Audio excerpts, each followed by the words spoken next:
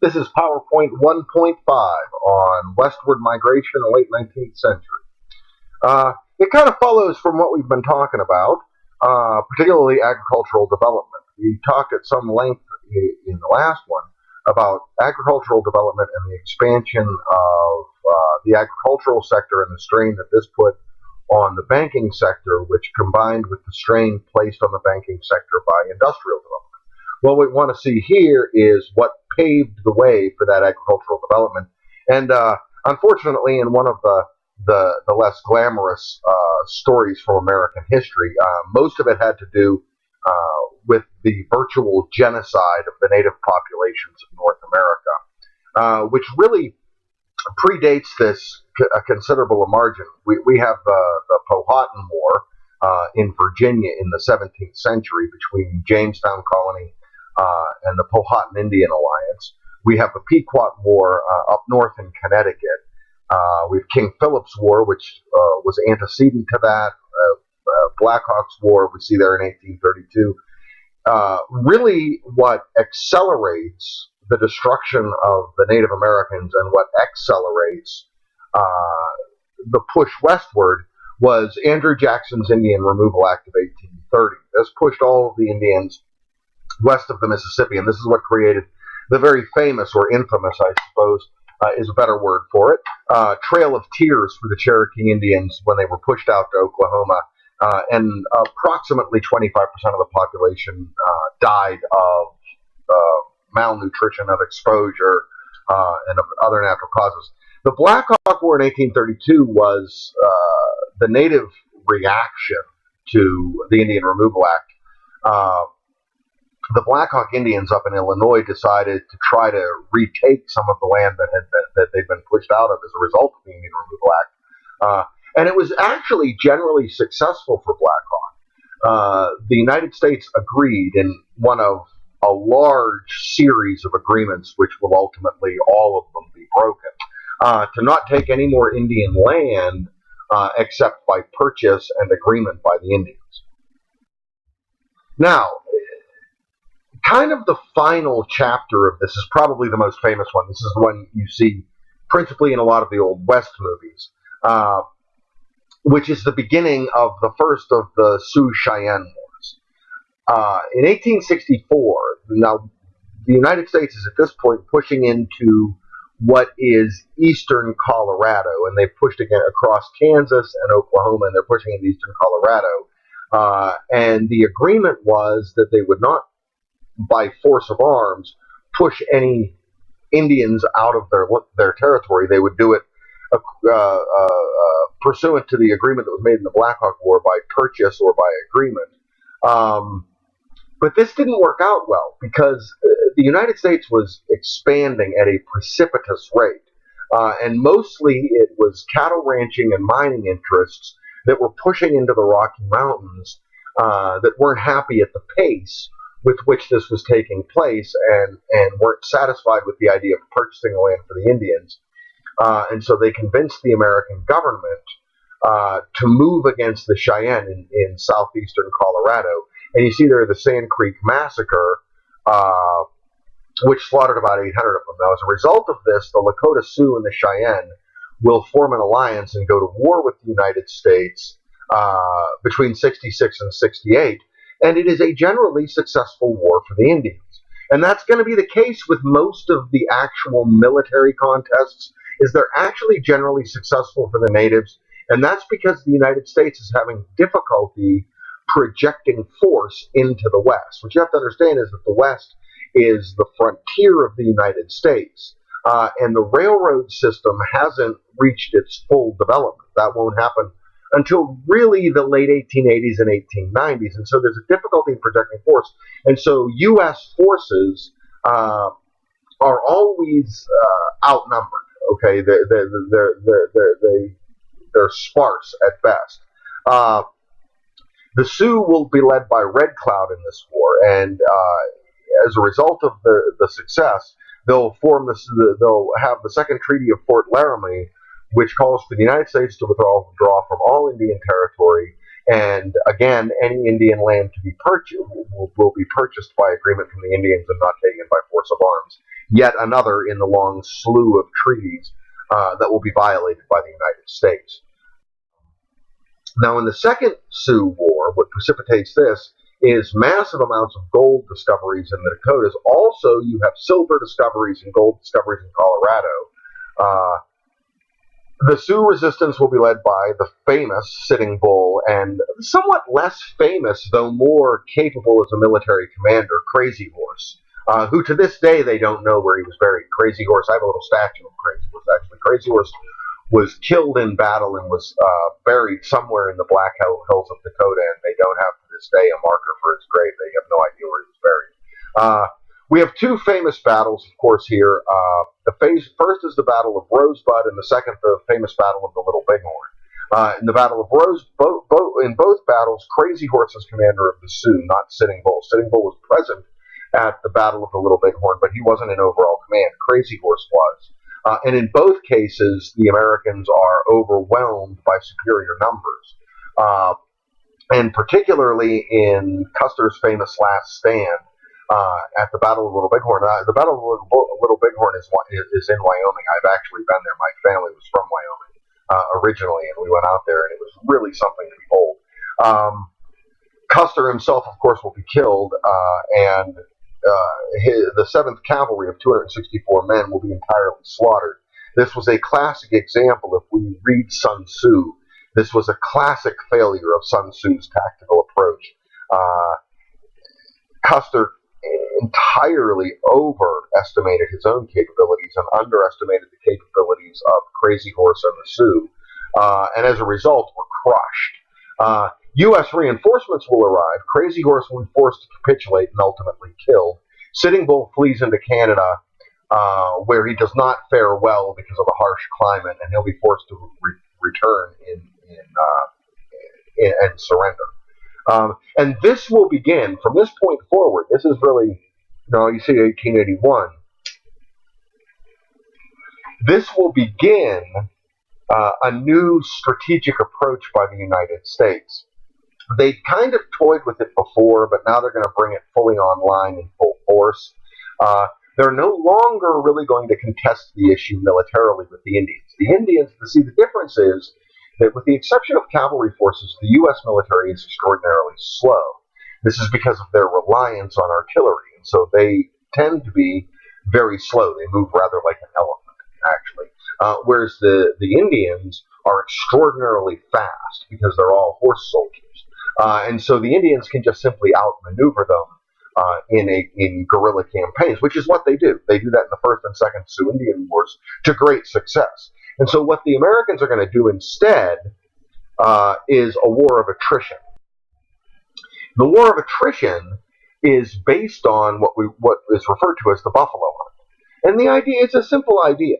The primary source of protein food for the natives, for the Indians, is the buffalo. Wipe out the buffalo, and the Indians starve to death. And that's eventually what's going to happen. This is going to be Wild Bill and the buffalo hunt. And in fact, they will virtually genocide the species buffalo in North America. In fact, they will leave thousands of carcasses to just rot on the Great Plains and just take the skins because they're not hunting them for meat. It started out with Buffalo Bill hunting for the railroad industries and the cattle companies as they moved westward. It ended up with Buffalo Bill and his like just slaughtering the buffalo to prevent the Indians from having a food source. This was coupled with a search and destroy initiative for the U.S. cavalry, which was ultimately very successful. You see here the second Trail of Tears, where nearly 50% of all the Nez Perce population dies of deprivation and exposure, pushed out of Idaho ultimately. And finally, the last of the Indians to surrender was the famous Geronimo of the Apache. And Geronimo was extraordinarily successful through the 1880s because at his maximum strength, he had about 50 braves under his command. And so he launched a series of guerrilla seek and attack missions against the U.S. cavalry. And so the U.S. cavalry just really wasn't able to ever get a grip on it. This was, we'll get into this a lot more in Epoch 3 in the discussion, which is, I guess, somewhat tangential, but nonetheless fun. A lot of this is military history. Military history is one of those things that kind of floats my boat. In terms of the U.S. capacity to handle insurgencies and guerrilla forces, this will be the first real reversals for guerrilla forces. They've felt them before, but never on so systematic a level. Ultimately, Geronimo will feel the pang of the war of attrition, and the Apaches will be virtually starved out. They will be ultimately captured and moved to the Florida Everglades, where virtually the entire species of them will die out from exposure because they have no natural immune system for the diseases that are inherent, that are native to Florida.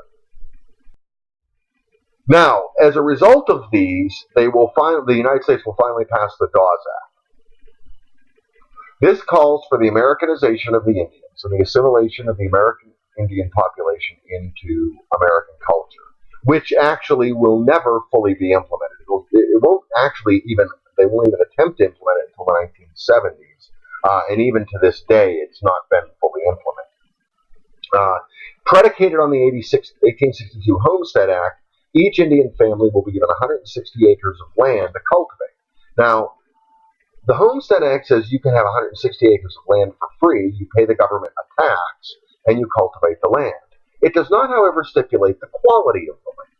And so what's going to happen here is the natives are going to be given the worst land which is virtually impossible to cultivate. The second problem is that the Indians themselves are not cultivators of land. They are a nomadic group. Their society is based on tribal nomadism. And so their hunting grounds are taken away, and they're forced to cultivate the land, which they're not good at, and they're not trained to do it.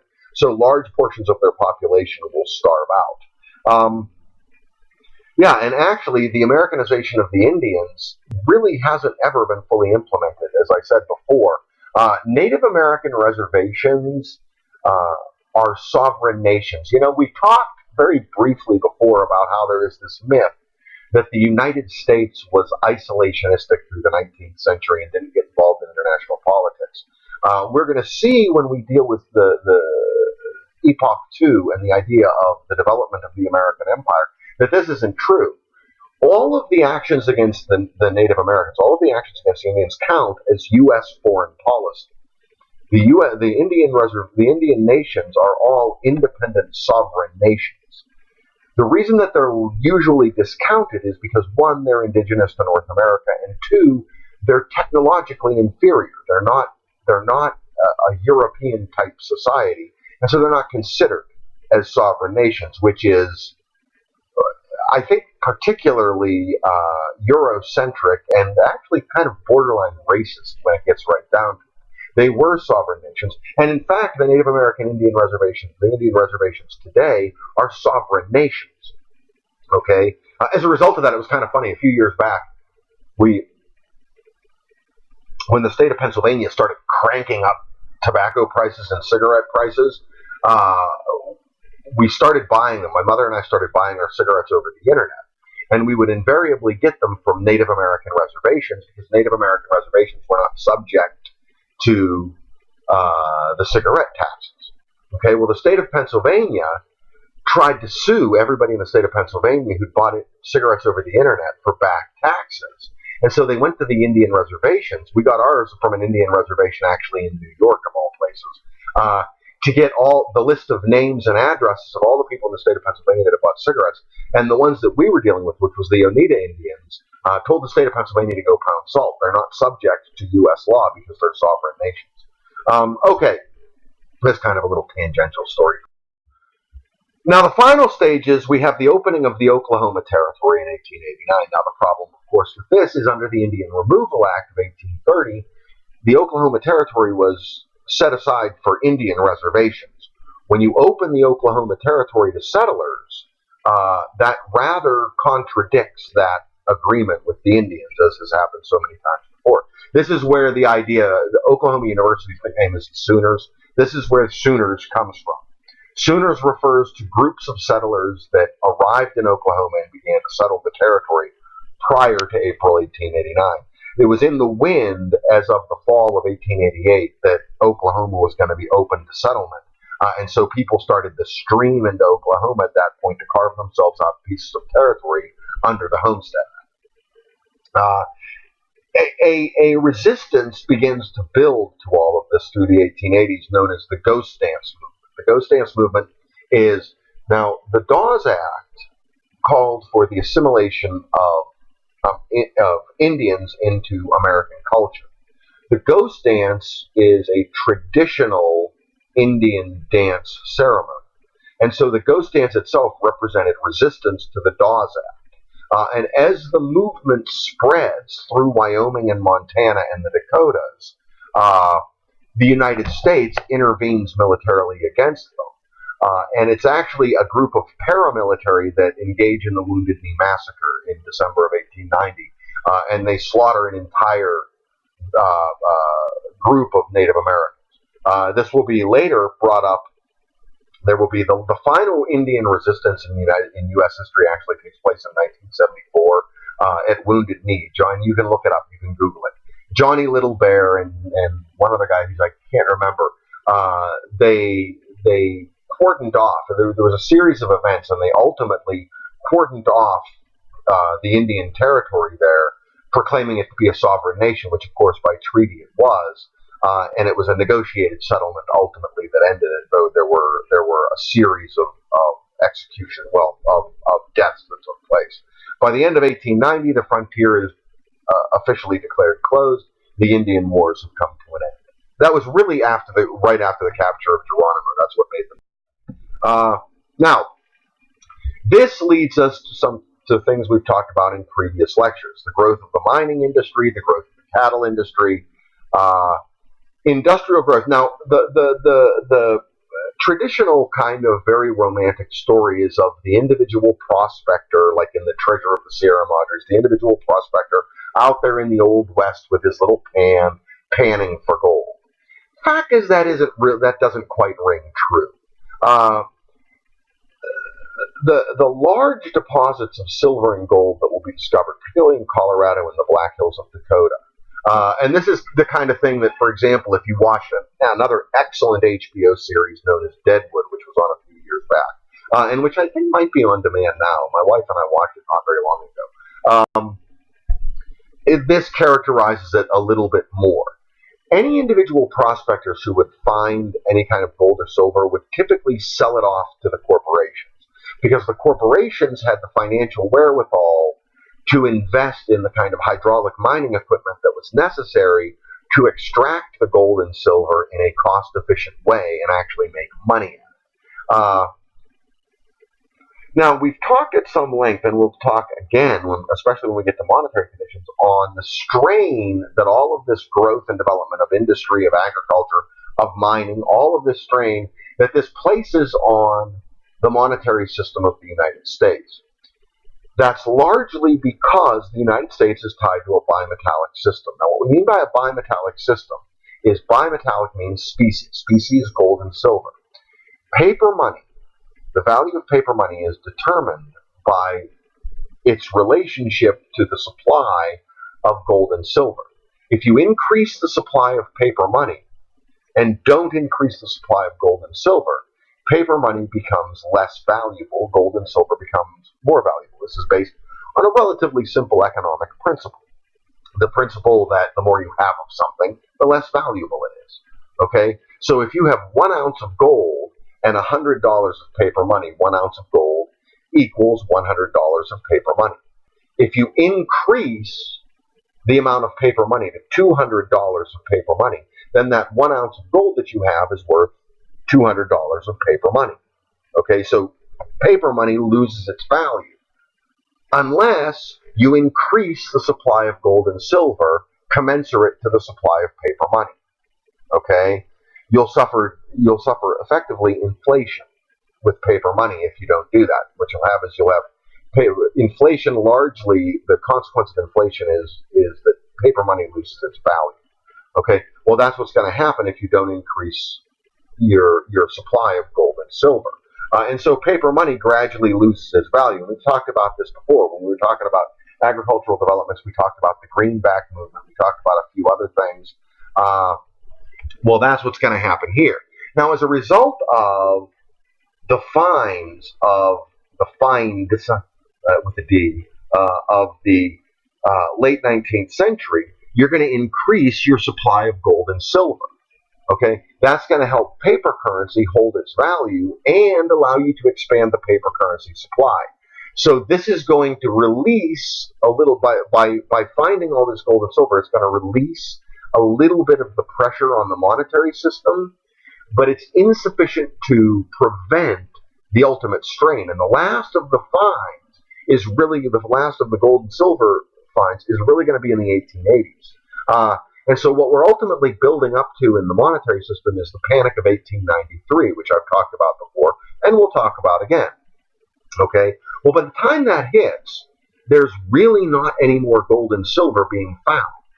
And so your gold and silver supply, your specie supply, is constant at a time when expansion is still going on. In fact, it's going on at an alarming rate in the late 1880s. And so your paper currency supply is going through the roof. As a result of this, you're having increasing amounts of inflation and increasing amounts of interest rates as a result of this. Okay. Major discoveries you see listed here: the California Gold Rush of 1849, of course, the Colorado Lode at the base of Pikes Peak, and I heartily encourage you to go to Pikes Peak. There's a little town there. My brother lives out that way.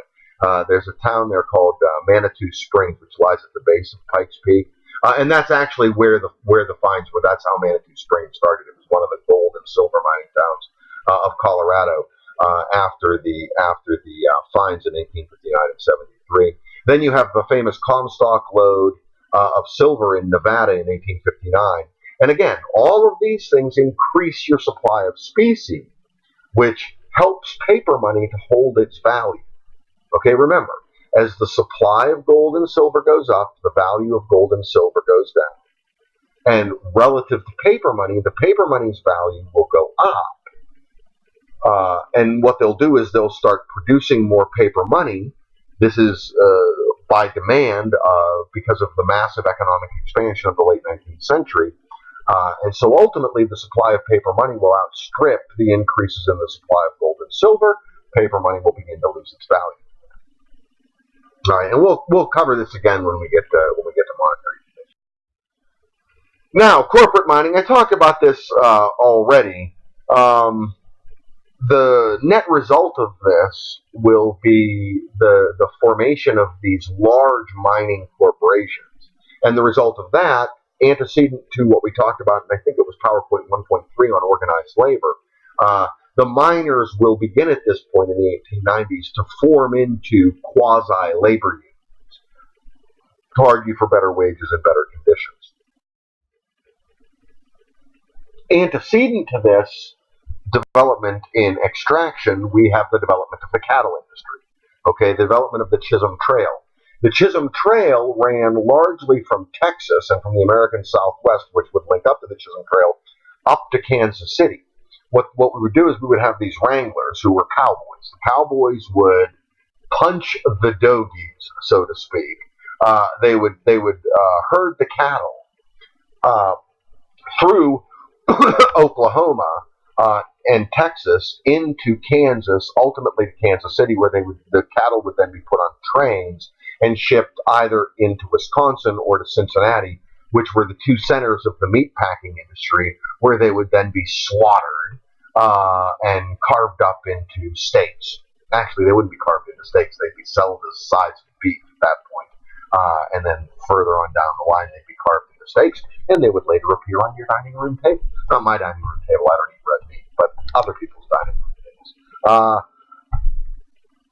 And this actually led to virtual civil war in the United States, because and these days are really gone. These days don't exist anymore. But when they would herd the cattle to Kansas City, Of course, they would go over territory that was owned as fee simple property mostly by ranchers and farmers.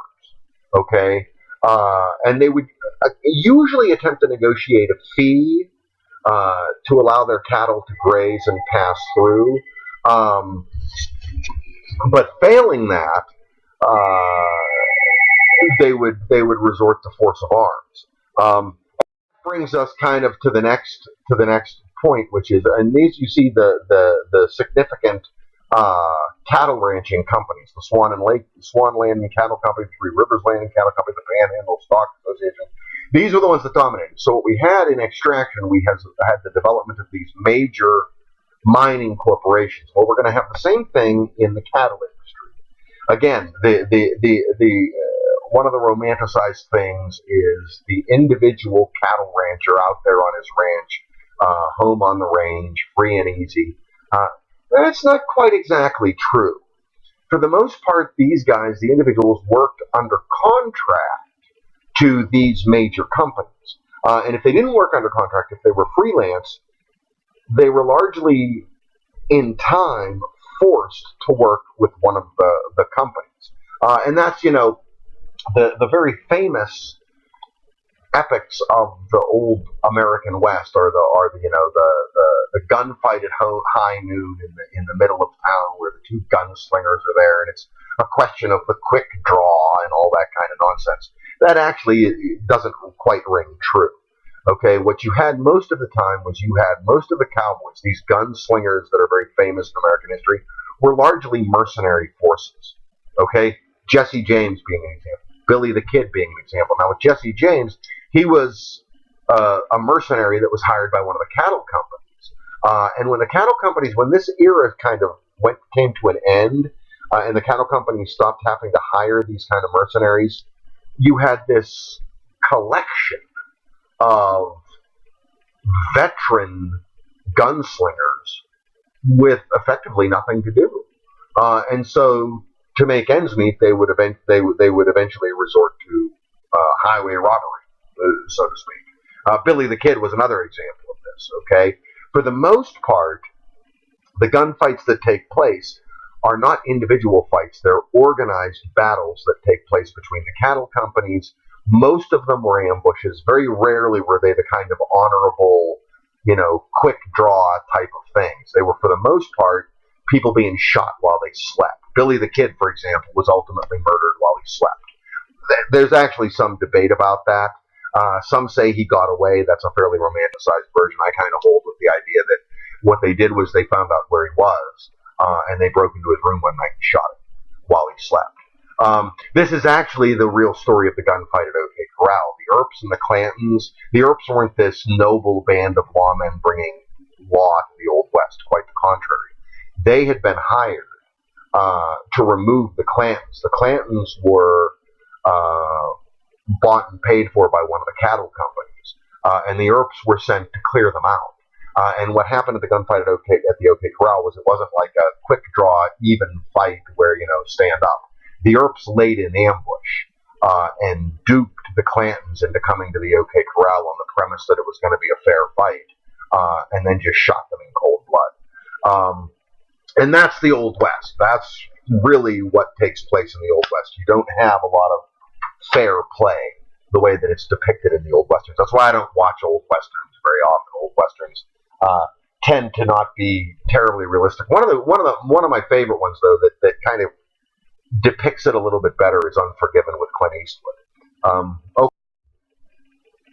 And that's what this has to say is the Old West in the cinema, which, as we know, I've just discussed the difficulties with it. Now, finally, conclusion, and this is kind of all that we've been talking about.